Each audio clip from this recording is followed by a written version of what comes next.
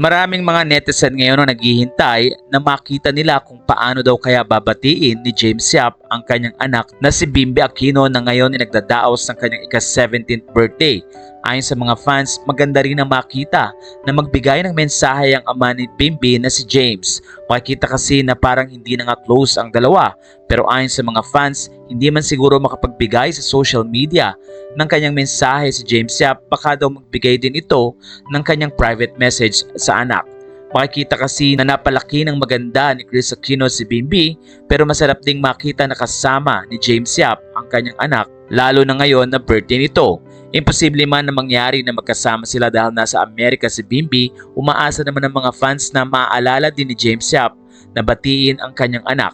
Matatanda ang binati ni James Yap ang kanyang anak na si Bimbi noong April 19, 2021 na kung saan ay 14 years old pa lamang si Bimbi.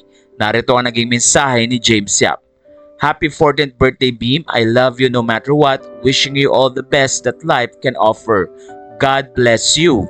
Sa puntong ito ay natuwa ang mga netizens sa post na ito ni James Yap kasama ang picture nilang mag-ama. Pero ngayon nga ay napakatangkad na ni Bimbi at ayon sa mga fans, tila matangkad pa sa kanyang ama na si James. Sa puntong ito ay umaasa naman magkakaroon din ng time ang dalawa na magkasama at kahit papano nga ay makapag-bonding. Lalo na ngayon na kailangan din ni Bimbi ang father figure. Sa puntong ito ay tiwala naman ng mga fans na pagdating ng tamang panahon ay magkakaroon din ng oras ang mag-ama na magkita at magkasamang muli.